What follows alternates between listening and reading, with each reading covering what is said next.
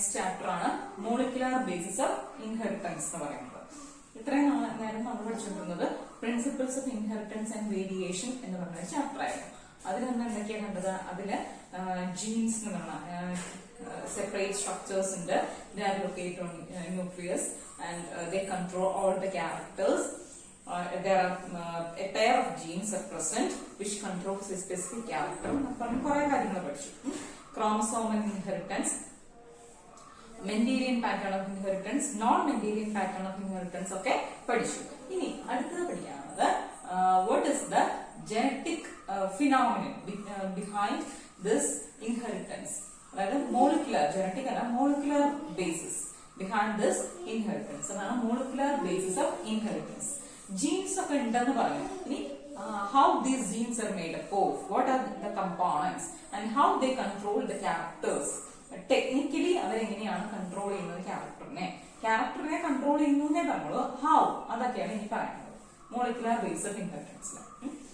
ഇത് നോക്കിയേ, ഇതൊരു സെല്ലാണ്. സെല്ലിന് ന്യൂക്ലിയസ് നമുക്കറിയാം. ന്യൂക്ലിയസിന്റെ ഉള്ളിൽ നമ്മളിങ്ങനെ ഒരു ചരട് പോലെ വരയ്ക്കും. അതാണ് ക്രൊമാറ്റിൻ റെറ്റിക്കുലം നമ്മൾ പറയാം. ഇനി ഈ ക്രൊമാറ്റിൻ റെറ്റിക്കുലം കണ്ടൻസ് ചെയ്യും. എപ്പോഴാണ് chromatin condensed form chromosome during cell division. Cell ഡിവിഷന്റെ സമയത്ത്, മെറ്റാഫേസിന്റെ സമയത്ത്, നിങ്ങൾ കഴിഞ്ഞ കൊല്ലം സെൽ ഡിവിഷനിൽ പഠിച്ചിട്ടുണ്ടാവും. മെറ്റാഫേസിന്റെ സമയത്താണ് മാക്സിമം കണ്ടൻസേഷൻ കാണിക്കുന്നത്. അപ്പോഴാണ് ഒരു ക്രോമസോം എന്നുള്ള ഫോമില് കാണാൻ പറ്റുന്നത്. അല്ലാത്തപ്പോ chromosomes are seen in the form of chromatin fibre അല്ലെങ്കിൽ chromatin reticulum. These chromosomes are made up of DNA and protein. മനസ്സിലായോ? Chromosomes R made up of DNA and protein. ഇനി എങ്ങനെയാണ് ആ DNA സ്ട്രക്ചർ എന്നാണ് ഇനി പറയാൻ പോകുന്നത്. ഇത്രയും കാര്യങ്ങൾ മനസ്സിലായോ? ഈ ജനറ്റിക് ഇൻഫർമേഷൻ ക്യാരി ചെയ്യുന്ന ക്രോമസോംസ്, നമ്മൾ പറഞ്ഞു ക്രോമസോംസിലാണ് ജീൻ ഉള്ളതാണ്. These chromosomes are made up of DNA and protein. അടുത്ത question, what is DNA? 1800s ആണ് മെൻഡല ഫാക്ടേഴ്സ് എന്ന് പറയുന്ന പേര് കൊണ്ടുവന്നത് ജീൻസിന്. ലേറ്റർ ജീൻസ് എന്നുള്ള പേര് കൊടുത്തു, ബേറ്റ്സൺ ജീൻ എന്നുള്ള പേര് കൊടുത്തു. പിന്നെയുള്ള കണ്ടുപിടുത്തം, പിന്നെ ക്രോമസോം തിയറി വന്നു. ക്രോമസോംസിലാണ് ജീൻ കാണപ്പെടുന്നതെന്ന് കണ്ടുപിടിച്ചു. എന്നിട്ട് ഈ ക്രോമസോംസ് സെൽസിന്റെ ഉള്ളിലാണ് കാണുന്നത്. ഇത്രയും കാര്യങ്ങളൊക്കെ കണ്ടുപിടിച്ചു വന്നു. ഇനിയാണ് നമ്മൾ പറയുന്ന ഈ കാര്യം വരുന്നത്. അതായത് chromatin R made up of DNA and protein. DNA double helical structure കണ്ടുപിടിച്ചത് ആരാണ്? Watson and Crick. അവർക്ക് നോബൽ പ്രൈസ് ഒക്കെ കിട്ടിയിട്ടുണ്ട്. ഇനി വാട്ട് ഇസ് DNA? എന്താണ് DNA? ജനറ്റിക് മെറ്റീരിയൽ എന്ന് പറഞ്ഞൊരു സംഭവം ഉണ്ടെന്ന് നമ്മൾ പഠിച്ചു. ഇനി what is the genetic material? What is the molecular basis of this genetic material? ഇനി അതൊക്കെയാണ് കാണാൻ പോകുന്നത്. എന്നിട്ട് കുറെ സയന്റിസ്റ്റുകൾ കുറെ ഫൈൻഡിങ്സ് നടത്തി കണ്ടുപിടിച്ചു. Genetic material is DNA. In majority of cases genetic material is DNA. DNA means deoxy റൈബോ nucleic acid. ഇതിന്റെ ഷോർട്ട് ഫോം ആണ് DNA.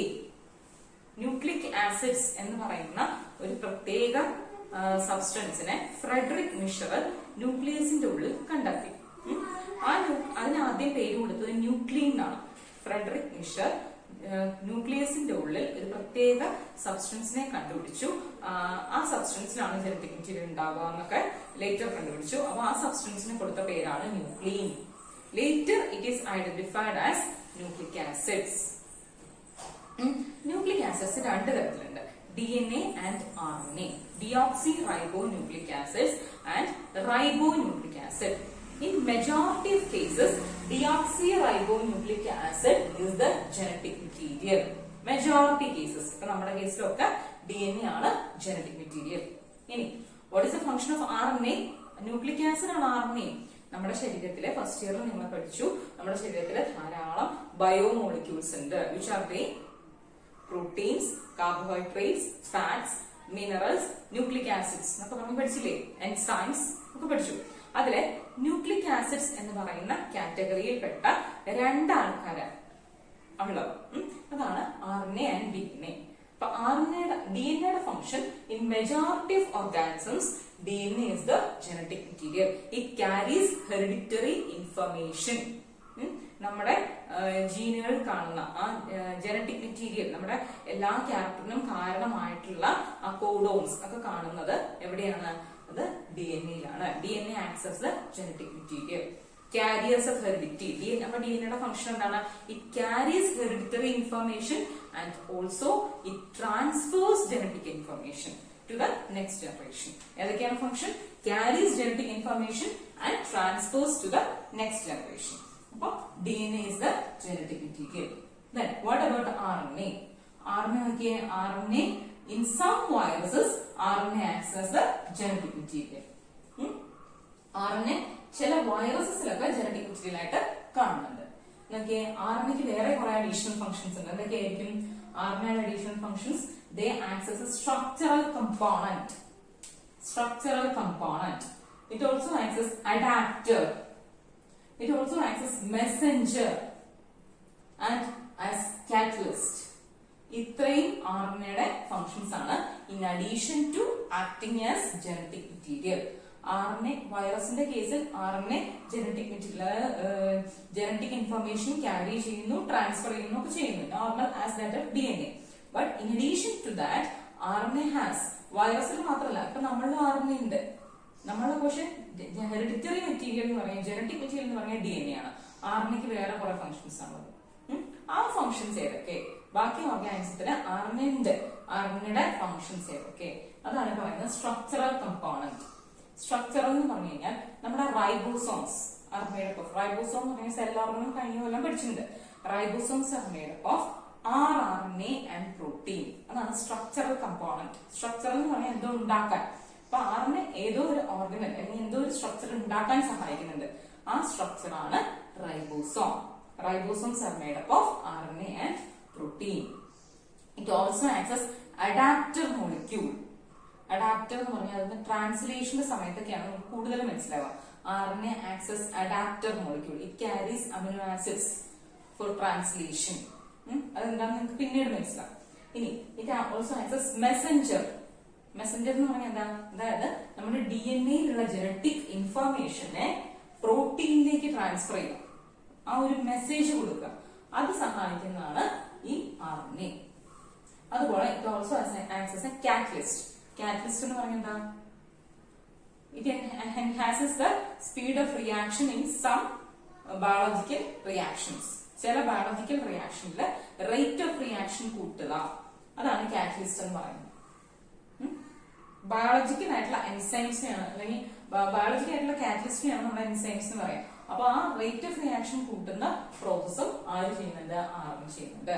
അപ്പൊ DNAയുടെ ഫംഗ്ഷൻ ഇതേ ഉള്ളൂ. എന്താ? Carries genetic information and also transfers genetic information to the next generation.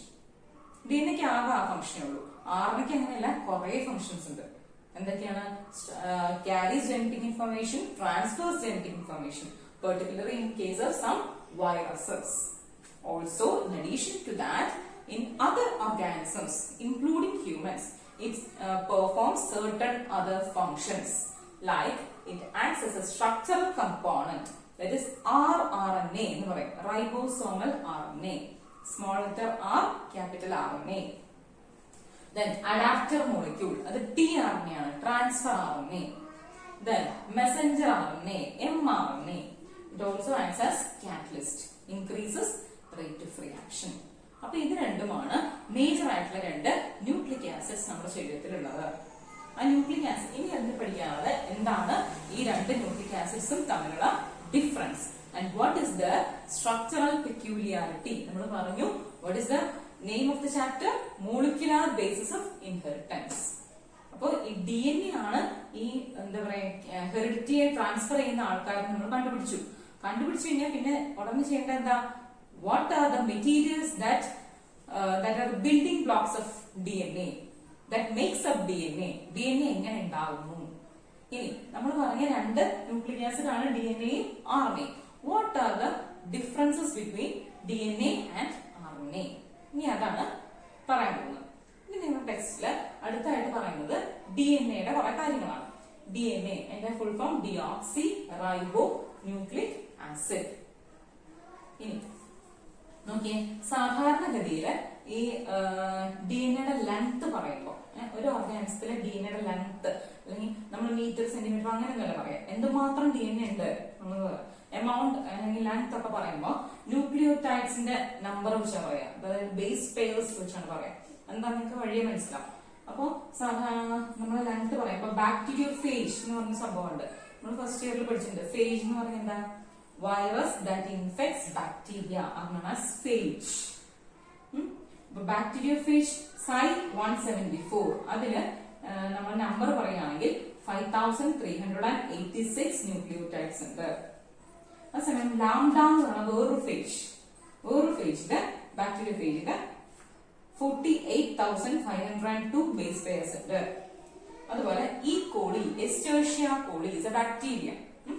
It contains 4.6 into 10 raised to 6 BP. അതായത് അത്രയും zero ഉണ്ടെന്ന്. 4.6 into 10 raised to 6 BP. BP എന്ന് പറഞ്ഞാൽ ബേസ് പെയർസ്. ഇനി ഹ്യൂമൻ ബീങ്സിലോ 3.3 into 10 raised to 9 base pairs. Okay, ഈ കോളിയിലും 10 raised to 6 ഉണ്ട്, ഹ്യൂമൻ ബീങ്സിലും 10 raised to 9 ഉണ്ട്. അതായത് അത്ര അധികം ആ DNA എമൗണ്ട് ഉണ്ടെന്ന്. അപ്പൊ ഇത് കാണിക്കുന്ന ഒരു കാര്യം എന്താ അറിയോ? ഈ DNA എമൗണ്ടും ഒരു ഓർഗാനിസത്തിന്റെ കോംപ്ലക്സിറ്റിയും തമ്മിൽ വലിയ ബന്ധമില്ല. കോംപ്ലക്സിറ്റി എന്ന് ആലോചിച്ചേ, ഫസ്റ്റ് ഇയറിൽ പഠിച്ചതല്ലേ. ബാക്ടീരിയ എന്നൊക്കെ പറഞ്ഞു കഴിഞ്ഞാൽ വളരെ പ്രിമിറ്റീവ് ആയിട്ടുള്ള ഒരു ഓർഗാനിസമാണ്. അവർക്ക് തന്നെ എത്രയുണ്ട്? 4.6 into 10 raised to 6 BP ഉണ്ട്. അതേസമയം human ബീങ്സിനോ 3.3 into 10 raised to 9 BP ആണുള്ളത്. അതായത് അത്രയും ബേസ് പെയർസ് വ്യത്യാസമേ ഉള്ളൂ. അതായത് ഒരു ഓർഗാനിസത്തിന് എന്തുമാത്രം DNA ഉണ്ട് എന്നുള്ളത് അതിന്റെ കോംപ്ലക്സിറ്റിയെ കൺട്രോൾ ചെയ്യുന്ന ഒരു ഫാക്ടർ അല്ല. DNA എമൗണ്ട് കൂടുതലുണ്ടെന്ന് പറഞ്ഞാൽ അത് കോംപ്ലക്സ് ആവുന്നില്ല. അതാണ് സി വാല്യൂ പാരഡോക്സ് എന്ന് പറയും. C value paradox. C value paradox. അതായത് ഒരു ഓർഗാനിസത്തിന്റെ ജനറ്റിക് മെറ്റീരിയലിന്റെ എമൗണ്ടും അതിന്റെ കോംപ്ലക്സിറ്റിയും തമ്മിൽ ഡയറക്റ്റ് ആയിട്ട് ഒരു കണക്ഷൻ ഇല്ല. അതാണ് സി വാല്യൂ പാരഡോക്സ്. പാരഡോക്സ് എന്ന് പറഞ്ഞാൽ എന്താ? വിരോധാഭാസം. അതായത് ഒരുപാട് DNA ഉണ്ട് എന്ന് പറയുമ്പോൾ നമ്മൾ നാച്ചുറലി എന്ത് വിചാരിക്കും? DNA എമൗണ്ട് കൂടുതലാണെന്ന് പറയുമ്പോൾ DNA കൂടുതലാണെങ്കിൽ കുറെ ഫംഗ്ഷൻസിന് അത് കേപ്പബിൾ ആണെന്നല്ലേ അർത്ഥം. അപ്പൊ അത് ഭയങ്കര സോഫിസ്റ്റിക്കേറ്റഡ് ആയിട്ടുള്ള ഓർഗാനിസം ആണ് എന്ന് വിചാരിക്കും. പക്ഷെ അങ്ങനെയല്ല. ഒരു DNA എമൗണ്ടും ഓർഗാനിസത്തിന്റെ കോംപ്ലക്സിറ്റിയും തമ്മിൽ there is no direct relationship. അതാണ് സി വാല്യൂ പാരഡോക്സ് എന്ന് പറയുന്നത്. ഇത് ടെക്സ്റ്റിൽ ഇല്ലാത്തൊരു കാര്യമാണ്, എക്സ്ട്രാ പറയുന്നത്. ഓക്കെ, ഇനി നെക്സ്റ്റ് DNA വേഴ്സസ് RNA. DNAയും RNAയും നമ്മൾ കമ്പയർ ചെയ്ത് കഴിഞ്ഞാൽ എന്തൊക്കെയാണ് അവരുടെ differences?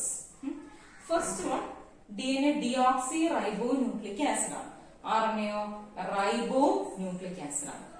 DNA double stranded structure ആണ്. ഇങ്ങനെ ഒരു ഡബിൾ സ്ട്രാൻഡഡ് സ്ട്രക്ചർ ആണ് DNA. അതേസമയം RNA സിംഗിൾ സ്ട്രാൻഡഡ് സ്ട്രക്ചർ ആണ്. RNA ഒരു സിംഗിൾ സ്ട്രാൻഡ് ആണ്. വളരെ അപൂർവം കേസിൽ ഡബിൾ സ്ട്രാൻഡ് ഉണ്ട്, എന്നാലും generally RNA is single strand. Then next point is 2'OH is absent in case of DNA.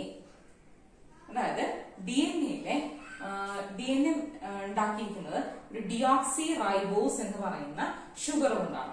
ആ ഷുഗറിൽ അതിന്റെ പേര് തന്നെ വരാൻ കാരണം ഡിയോക്സി റൈബോസ് എന്നാണ്. നമ്മൾ സ്ട്രക്ചർ പറയുമ്പോൾ നിങ്ങൾക്ക് ഒന്നും കൂടെ മനസ്സിലാവും. ഡിയോക്സി DE എന്ന് പറഞ്ഞാൽ എന്താ അർത്ഥം? ഡിയോക്സി എന്നല്ലേ? DE D എന്ന് പറഞ്ഞാൽ ഇല്ല, ഒരു ഓക്സിജൻ ഇസ് ആബ്സെന്റ്. അപ്പൊ ആ ഷുഗറിലെ സെക്കൻഡ് പൊസിഷനിൽ ഒരു ഓക്സിജൻ ആബ്സെന്റ് ആണ്. അതുകൊണ്ടാണ് അതിന് ഡിയോക്സി റൈബോസ് എന്ന് പറയുന്നത്. അതാണ് 2'OH. OH എന്ന് പറഞ്ഞാൽ ഹൈലി റിയാക്റ്റീവ് ഗ്രൂപ്പ് ആണ്. അത് ആബ്സെന്റ് ആണ് ആരുടെ കേസില്? In case of DNA. While in case of RNA 2'OH is present and hence RNA is more active അല്ലെങ്കിൽ less stable. RNA കുറച്ചും കൂടെ റിയാക്റ്റീവ് ആണ് because of the presence of this 2'OH. നിങ്ങൾക്ക് സ്ട്രക്ചർ പറയുമ്പോൾ മനസ്സിലാവും. ഇപ്പൊ മനസ്സിലായില്ലെങ്കിലും പേടിക്കേണ്ട കാര്യമില്ല. നെക്സ്റ്റ്, അടുത്തത് നൈട്രജൻ ബേസസ്. ഈ DNAയിലും RNAയിലും ഉള്ള കോമൺ ആയിട്ട് കാണുന്ന ഒരു സംഭവമാണ് നൈട്രജൻ ബേസസ് എന്ന് പറയുന്നത്. ആ നൈട്രജൻ ബേസസ് അതൊക്കെ നിങ്ങൾക്ക് ഫസ്റ്റ് ഇയറിൽ പരിചയമുള്ള കാര്യങ്ങളാണ്. DNAയിലുള്ള nitrogen bases A, T, G, C ആണ്. എന്ന് പറഞ്ഞാൽ എന്തൊക്കെയാ? ആരൊക്കെയാ?